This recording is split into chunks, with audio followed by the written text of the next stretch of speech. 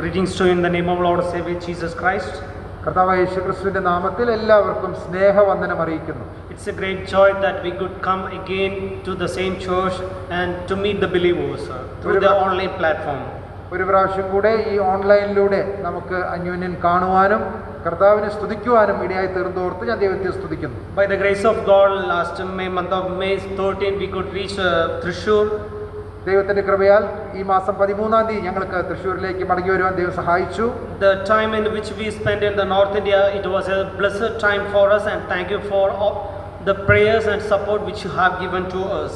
കഴിഞ്ഞ മാസങ്ങളിൽ ഞങ്ങൾ നോർത്ത് ഇന്ത്യയിലെ കർത്താവിന്റെ വേലയോടുള്ള ബന്ധത്തിലായിരുന്നപ്പോൾ നിങ്ങൾ ഞങ്ങളെ ഓർത്ത് പ്രാർത്ഥിച്ചതിനും സഹകരിച്ചതിനും ദൈവനാമത്തിലുള്ള നന്ദി അറിയിക്കുന്നു. In this morning, in connection with worship, I would like to turn your attention to Mark chapter 11 verse 15. കർത്താവിനെ ആരാധിക്കുന്നതിന് സഹായകരമായ രീതിയിൽ ഇന്ന് രാവിലെ ഒരു വേദഭാഗം വായിക്കുവാനായിട്ട് ആഗ്രഹിക്കുന്നു. മർക്കോസ് സുവിശേഷം 11-ാം അധ്യായം അതിന്റെ 15-ാമത്തെ വാക്യം. I'll read here.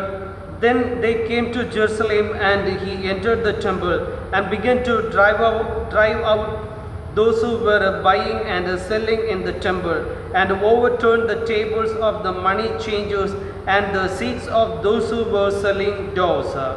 അവൻ യെരുശലേമിൽ എത്തിയപ്പോൾ അവൻ ദൈവാലയത്തിൽ കടന്നു ദൈവാലയത്തിൽ വിൽക്കുന്നവരെയും വാങ്ങുന്നവരെയും പുറത്താക്കി തുടങ്ങി.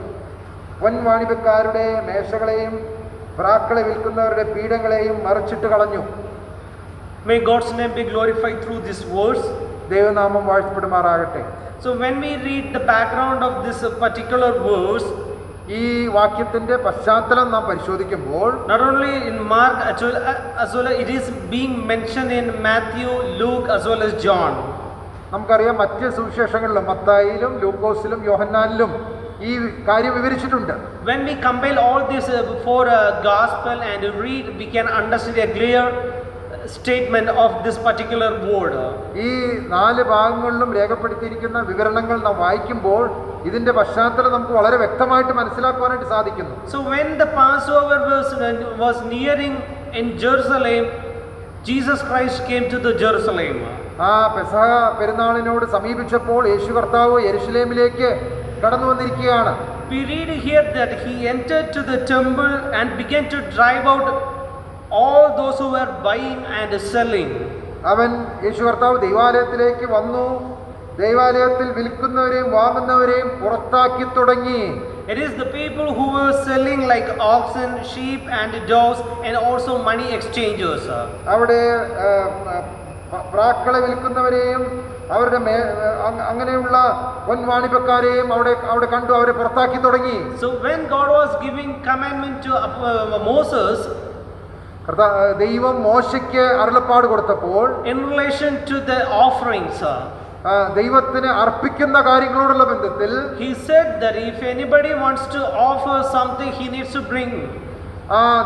ദൈവത്തിന് എന്തെങ്കിലും അർപ്പിക്കുവാൻ ആഗ്രഹിക്കുന്നവൻ ദൈവാലയത്തിലേക്ക് അവൻ കൊണ്ടുവരണം. Whether it may be a dove, അതൊരു പക്ഷേ പ്രാവും കുഞ്ഞുങ്ങളായിരിക്കാം, or oxen, അതല്ല കാളകളെ ആയിരിക്കാം. But the incident happened here is, എന്നാൽ ഇവിടെ വിവരിച്ചിരിക്കുന്ന സംഭവത്തിൽ Jesus was driving out the people who were selling and buying the things within the temple itself. ദൈവാലയത്തിൽ തന്നെ വാങ്ങുന്നവരെയും വിൽക്കുന്നവരെയും കാണുകയാണ്, അവരെ കർത്താവ് പുറത്താക്കുകയാണ്. Because of the Passover festival, പെസഹ പെരുന്നാളിനോട് അനുബന്ധിച്ച് people began to sell the things within the temple itself. ഈ വക കാര്യങ്ങളൊക്കെയും ദൈവാലയത്തിൽ തന്നെ വിൽപ്പന നടത്തുവാനായിട്ട് ഇടയായി തീർന്നു. And especially when we study about the temple of God, ദൈവത്തിന്റെ ആലയത്തെ കുറിച്ച് നാം വായിക്കുമ്പോൾ the first during the Old Testament, especially the time of Moses, God told to Moses to build the tabernacle that he may dwell within the people. പഴയ നിയമം നാം പരിശോധിക്കുമ്പോൾ ദൈവം മോശയോട് സമാഗമന കൂടാരത്തിന്റെ നിർമ്മാണത്തോടുള്ള ബന്ധത്തിൽ ദൈവം കാണിച്ച കൊടുത്ത മാതൃക പ്രകാരം അത് നിർമ്മിക്കുവാനായിട്ടാണ് ആവശ്യപ്പെട്ടിരിക്കുന്നത്. That God may be closer with his own people. ദൈവം തന്റെ ജനത്തോട് കൂടെ വസിക്കേണ്ടതിന്. And later David had a desire that he wants to build the temple for God. പിന്നീട് ദാവീദിന് ദൈവത്തിന് വേണ്ടി ഒരു ആലയം പണിയുവാനായിട്ട് ഹൃദയത്തിൽ ആഗ്രഹമുണ്ടായി. But in his time it was not possible. എന്നാൽ തന്റെ സമയത്ത് അത് സാധിച്ചില്ല. God told that your hand is full of blood. നിന്റെ കൈകൾ രക്തം ചൊരിഞ്ഞിരിക്കുന്നു. But your son will come and he will build the temple for me. നിന്റെ മകൻ എനിക്ക് വേണ്ടി ഒരു ആലയം പണിയും എന്ന് ദൈവം ദാവീദിനോട് പറഞ്ഞു. So when Solomon came and he built the temple for the Lord and he has dedicated the temple for God.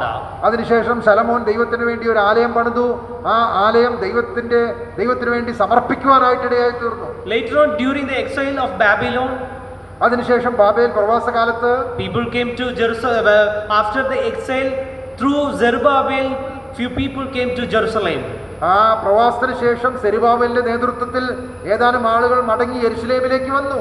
And Zerubbabel built the temple. It's a second temple.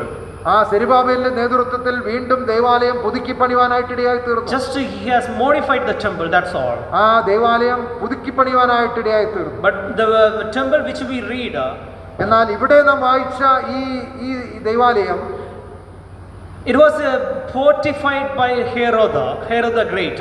അത് ഹെരോദ രാജാവിന്റെ സമയത്ത് പുതുക്കി പണിത ദേവാലയമാണ്. And it took nearly 46 years to build it. അത് ഏകദേശം 46 വർഷങ്ങൾ എടുത്തു അത് പൂർത്തിയാക്കുവാനായിട്ട്. Just to please the Jewish people. ആ യഹൂദന്മാരെ പ്രസാദിപ്പിക്കുവാനായിട്ടാണ് അങ്ങനെ ചെയ്തത്. One thing we need to remember, the Lord of Jesus who came from heaven to earth. വലിയവനായ ദൈവം സ്വർഗം വിട്ട് ഭൂമിയിലേക്ക് താണിറങ്ങി വന്നു. In the Old Testament, God had the desire that he wants to dwell with the people. പഴയ നിയമത്തിൽ ദൈവം പറഞ്ഞു, ഞാൻ ജനത്തിന്റെ കൂടെ വസിക്കുവാനായിട്ട് ആഗ്രഹിക്കുന്നു. But here the Lord Jesus Christ, he took a human form and he was with the people. എന്നാൽ ഇവിടെ ഇതാ വലിയവനായ ദൈവം അവൻ മനുഷ്യ സാദൃശ്യത്തിലായി ആളുകളോട് കൂടെ അവിടെ വസിക്കുകയാണ്. The temple which was being used by people and worshipped or offered a great sacrifices in the Old Testament. പഴയ നിയമത്തിൽ യാഗങ്ങൾ അർപ്പിക്കുകയും ദൈവത്തെ ആരാധിക്കുകയും ചെയ്തുകൊണ്ടിരുന്ന ദൈവത്തിന്റെ ആലയം became a marketplace. ഇന്ന് അത് ഒരു ചന്തസ്ഥലം പോലെ ആയി തീർന്നിരിക്കുകയാണ്. So that's the reason why just the Lord drive out all the people who were selling and buying the things. അതുകൊണ്ടാണ് കർത്താവായ യേശുക്രിസ്തു വിൽക്കുന്നവരെയും വാങ്ങുന്നവരെയും ഒക്കെയും പുറത്താക്കുവാനായിട്ട് തുടങ്ങിയത്. We know the Passover is nearing. പെസഹ പെരുന്നാൾ അടുത്തുകൊണ്ടിരിക്കുകയാണ്. The way how we are having the festival in our places. നാം പല ആളുകളും ഉത്സവങ്ങളൊക്കെയും ആചരിക്കുന്ന നമ്മുടെ ചുറ്റും നാം കാണാറുണ്ടല്ലോ. They make few shops. അവിടെ പലവിധമായ കച്ചവടങ്ങളൊക്കെയും നടക്കുന്ന ഒരു സാഹചര്യം നമുക്ക് കാണുവാനായിട്ട് സാധിക്കുന്നുണ്ട്. The same way happened here. അങ്ങനെ സമാനമായ ഒരു സാഹചര്യമാണ് ഇവിടെ നമുക്ക് കാണുവാനായിട്ട് സാധിക്കുന്നത്. People cannot bring anything from the house. ആളുകൾ ഭവനങ്ങളിൽ നിന്നൊന്നും കൊണ്ടുവരാനായിട്ട് ആവശ്യമില്ല. If they bring, അത് അവർ കൊണ്ടുവന്നാൽ it will be taken by somebody else. അത് വേറെ ആരെങ്കിലും അത് എടുത്തുകൊണ്ട് പോകും. And it is ordered that they need to buy only from the temple.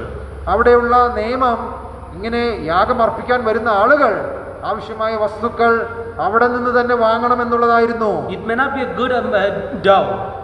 അത് ഒരുപക്ഷെ നല്ല പ്രാവ് കുഞ്ഞുങ്ങൾ ആകണമെന്നില്ല, or oxen.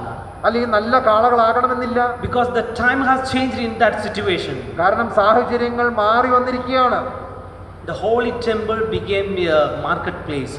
വിശുദ്ധമായ ദൈവാലയം ഒരു ചന്തസ്ഥലമായി പോലെ മാറുവാനായിട്ടിടയായി തീർന്നു. That's the reason why Jesus Christ chased all of them out. അതുകൊണ്ടാണ് യേശു കർത്താവ് ഇവിടെ അവരൊക്കെയും പുറത്താക്കുവാനായിട്ടിടയായി തീർന്നത്. Dear brothers and sisters, പ്രിയ സഹോദരി സഹോദരന്മാരെ, as we have come to this morning, ഇന്ന് രാവിലെ നാം ദൈവസന്നിധിയിലായിരിക്കുമ്പോൾ we are also a temple of God. നാം ഓരോരുത്തരും ദൈവത്തിന്റെ ആലയമാണ്. Apostle Paul says like this. അപ്പോസ്തലനായ പൗലോസ് ഇങ്ങനെ ഓർപ്പിക്കുന്നു. In 1 Corinthians chapter 3 verse 17. 1 കൊരിന്ത്യർ 3-ാം അധ്യായം 17-ാമത്തെ വാക്യം. If any man destroys the temple of God, God will destroy him. For the temple of God is holy, and that is what you are. അവിടെ നാം ഇങ്ങനെ വായിക്കും, ദൈവത്തിന്റെ മന്ദിരം നശിപ്പിക്കുന്നവനെ ദൈവം നശിപ്പിക്കും, ദൈവത്തിന്റെ മന്ദിരം വിശുദ്ധമല്ലോ, നിങ്ങളും അങ്ങനെ തന്നെ. That's what Apostle Paul is telling. അതാണ് ഇവിടെ പൗലോസ് ഓർപ്പിക്കുന്നത്. In Ephesians we read that God has chosen us before the foundation of the world. എഫേസ്യ ലേഖനത്തിൽ നാം ഇങ്ങനെ വായിക്കും, ദൈവം നമ്മെ ലോകസ്ഥാപനത്തിന് മുൻപേ ക്രിസ്തുവിൽ തിരഞ്ഞെടുത്തിരിക്കുന്നു. But because of the sin we were lost and we have set for the eternal hellfire. എന്നാൽ പാപം നമ്മെ ദൈവത്തിൽ നിന്ന് അകറ്റുവാനും നാം നിത്യമായ നരകത്തിന് മാത്രം വിധിക്കപ്പെടുകയും ചെയ്തു. But by the grace of God and His coming to this earth and to die on the cross of Calvary, through that we are being saved from the death. എന്നാൽ ദൈവത്തിന്റെ വൻ കൃപയാൽ കർത്താവായ യേശുക്രിസ്തുവിന്റെ കാൽവരി ക്രൂശിലെ യാഗമരണത്താൽ നമുക്ക് ആ നിത്യമായ നരകത്തിൽ നിന്ന് വിടുതൽ ലഭിച്ചിരിക്കുകയാണ്. And the moment we have accepted Him, കർത്താവായ യേശുക്രിസ്തുവിനെ നാം വിശ്വാസത്താൽ ഹൃദയത്തിൽ കൈക്കൊള്ളുമ്പോൾ we are also a temple of God. നാം ഓരോരുത്തരും ദൈവത്തിന്റെ ആലയമായി തീരുകയാണ്. God is living in us. വലിയവനായ ദൈവം നമ്മിൽ വസിക്കുന്നു. As Ravi Zacharias says like this, കർത്താവിന്റെ ദാസൻ രവി സക്രിയാസ് ഇങ്ങനെയാണ് പറഞ്ഞിരിക്കുന്നത്, we are a walking temple. നാം ജീവനുള്ള ദൈവത്തിന്റെ ആലയങ്ങളാണ്. Wherever we go, നാം പോകുന്നിടത്തൊക്കെയും we are a temple of God. നാം ദൈവത്തിന്റെ ആലയമാണ്. And we bring or we carry the word of God.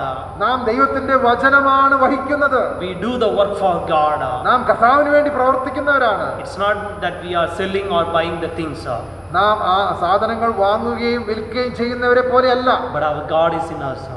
വലിയവനായ ദൈവം നമ്മിൽ വസിക്കുന്നു. Dear brothers and sisters, Priya സഹോദരീസഹോദരന്മാരെ, as we have come to the presence of the Lord in this morning, ഇന്ന് രാവിലെ നാം കർത്താവിന്റെ സന്നിധിയിലായിരിക്കുമ്പോൾ and you hear us through this online, ഈ online മാധ്യമത്തിലൂടെ ഞങ്ങളെ ശ്രദ്ധിക്കുന്ന എല്ലാവരോടും ഞങ്ങൾ ഓർപ്പിക്കട്ടെ, let's remember the work which God has done toward us.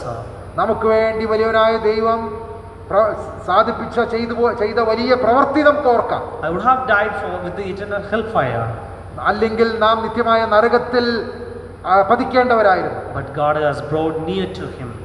എന്നാൽ വലിയ ദൈവം നമ്മെ അതിൽ നിന്ന് വിടുവിച്ചിരിക്കുകയാണ്. Let's thank Him നമുക്ക് ദൈവത്തോട് നന്ദി അറിയിക്കാം, and glorify Him. ദൈവനാമം മഹത്വത്തിനായിട്ട് ജീവിക്കാം. May His name be glorified. ദൈവത്തിന്റെ വിലയേറിയ നാമം വാഴ്ത്തപ്പെടുമാറാകട്ടെ. സ്വർഗസ്വനായ ദൈവമേ, സ്വർഗീയ നല്ല പിതാവേ, ഞങ്ങളങ്ങിയെ സ്തുതിക്കുന്നു, സ്തോത്രം ചെയ്യുന്നു. വലിയവനായ ദൈവത്തിൻ്റെ സന്നിധിയിൽ ഈ രാവിലെ കാലം കടന്നു വന്ന് കർത്താവിനെ സ്തുതിപ്പാൻ, മഹത്വപ്പെടുത്തുവാൻ ഞങ്ങളെ ഓരോരുത്തരെയും ബലപ്പെടുത്തിയതിനായിട്ട് നന്ദിയുടെ സ്തോത്രം.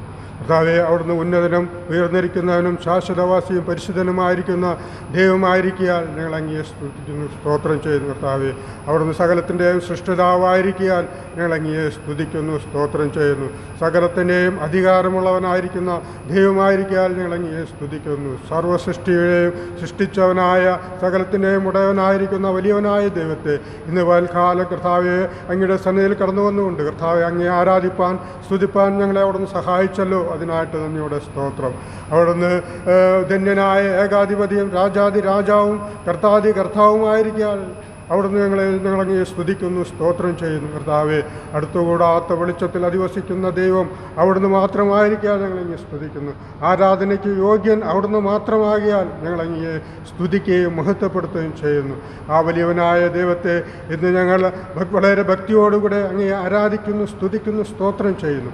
ഞങ്ങൾ ഒരു കാലത്ത് ദൈവസ്ഥാനയിൽ കടന്നു വരുവാൻ യാതൊരു യോഗ്യതയുമില്ലാത്തവരായിരുന്നു. കർത്താവെ, അങ്ങനെയുള്ള ഞങ്ങളെ അവിടുത്തെ ദൈവസ്നേഹത്താൽ ഞങ്ങളെ അവിടുന്ന് മക്കളും പ്രിയമക്കളുമൊക്കെ ആക്കി തീർത്തല്ലോ, അതിനായിട്ട് നന്ദിയുടെ സ്തോത്രം.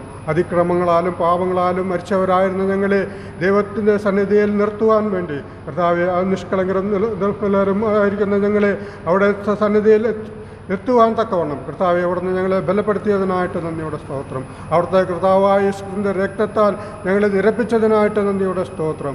ആ കർത്താവ് ഞങ്ങൾക്ക് വേണ്ടി ആ കാൽവരി ക്രൂശിലോളം താഴ്ന്നിറങ്ങി വന്ന് ഞങ്ങളുടെ പാപവും ശാപവും ഒക്കെ വഹിച്ചുകൊണ്ട് ആ കാൽവരി ക്രൂശിന്മേൽ ഞങ്ങൾക്ക് വേണ്ടി ഒരു യാഗമായി തീർന്നതിനായിട്ട് ഞങ്ങൾ സ്തുതിക്കുന്നു. കർത്താവെ, അവിടുന്ന് ദൈവത്തിൻ്റെ മടിയിലിരിക്കുന്ന ഓമനപുത്രനായിരുന്ന കർത്താവ് ഞങ്ങൾക്ക് വേണ്ടി ഈ താഴ്ച അനുഭവിച്ചതിനായിട്ട് നന്ദിയുടെ സ്തോത്രം. കർത്താവെ, അവിടുത്തെ രക്തത്താൽ ഞങ്ങൾക്ക് വീണ്ടെടുപ്പ് നൽകിയതിനായിട്ട് നന്ദിയുടെ സ്തോത്രം. കർത്താവെ, ഞങ്ങൾ ആ ന്യായപ്രമാണത്തിൻ്റെ കീഴിൽ നിന്ന് ഞങ്ങളെ അവിടുത്തെ രക്തത്താൽ വിലയ്ക്ക് വാങ്ങിയിരിക്കാൻ ഞങ്ങൾ അങ്ങേ സ്തുതിക്കുന്നു. അവിടുത്തെ ആ പുണ്യാഹ രക്തത്തിനായിട്ട് നന്ദിയുടെ സ്തോത്രം. പൊന്ന് വെള്ളി അഴിഞ്ഞു പോകുന്ന വസ്തുക്കളെ കൊണ്ടല്ല കർത്താവായ യേശുക്രിസ്തുവിൻ്റെ നിർദോഷ നിഷ്കളങ്കവുമായ ആ വലിയ രക്തത്തിനായിട്ട് ഞങ്ങൾ അങ്ങേ സ്തുതിക്കുന്നു. അവിടുന്ന് ഞങ്ങളെ ആ ദൈവസന്നിധി സന്നിധിയിൽ നിലനിർത്തുവാൻ തക്കവണ്ണം കർത്താവെ അത്രത്തോളം താഴ്മ അനുഭവിച്ചതിനായിട്ട് നന്ദിയുടെ സ്തോത്രം. അവിടുന്ന് ആ ക്രൂശിൽ അത്രത്തോളം താഴ്ന്നിറങ്ങി വന്ന് ഞങ്ങളുടെ പാപക്കടങ്ങളെ വീട്ടിയതിനായിട്ട് നന്ദിയുടെ സ്തോത്രം. കർത്താവെ അവിടുന്ന് അടികളേറ്റ് നിന്ദകളേറ്റ് പരിഹാസമേറ്റ് കർത്താവെ ആ കാൽവരി ക്രൂശം ചുമന്നുകൊണ്ട് ഗോൽഗാത്തയിലേക്ക് കടന്നു പോകുന്ന കർത്താവിനെ ഞങ്ങൾ ഹൃദയക്കണ്ണുകളാൽ കണ്ട് അവനെ ആരാധിക്കുകയാണ്. ആ അനുഗ്രഹിക്കപ്പെട്ട ആ പദവിയിലേക്ക് ഞങ്ങളെ കൊണ്ടുവരുവാൻ കർത്താവ് അത്രത്തോളം ത്യാഗങ്ങൾ കഷ്ടങ്ങൾ അനുഭവിച്ചതിനായിട്ട് നന്ദിയുടെ സ്തോത്രം.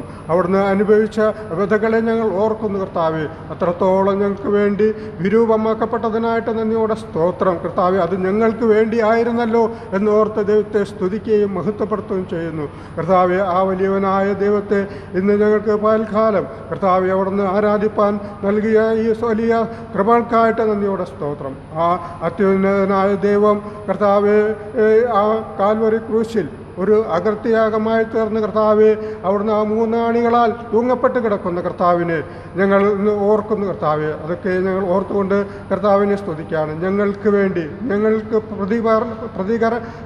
പ്രതികരണമായി മരിച്ച കർത്താവിനെ ഞങ്ങൾ ഇന്ന് ഓർക്കുന്നു കർത്താവെ.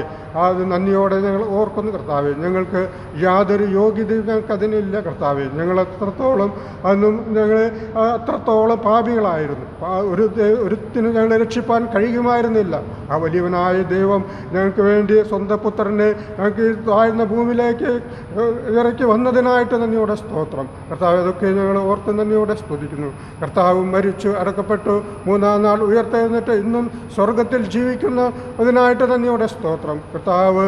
ഇന്ന് ദൈവത്തിൻ്റെ വലത്തുഭാഗത്തിരുന്നു കൊണ്ട് ഞങ്ങൾക്ക് വേണ്ടി പക്ഷവാദം ചെയ്യുന്ന ശ്രേഷ്ഠ മഹാപുരോഹിതനായിരിക്കാൻ ഞങ്ങൾ അങ്ങയെ സ്തുതിക്കുന്നു കർത്താവ്. വീണ്ടും വരുമെന്നുള്ള വലിയ പ്രത്യാശ ഞങ്ങൾക്ക് നൽകിയതിനായിട്ട് നന്ദിയോടെ സ്തോത്രം. എല്ലാ സ്തുതിയും സ്തോത്രവും പുകഴ്ചയും കർത്താവായ യേശു ക്രിസ്തുവിൻ്റെ നാമത്തിൽ സ്തോത്രയാഗമായി സമർപ്പിച്ചുകൊള്ളുന്നു. ആമേൻ.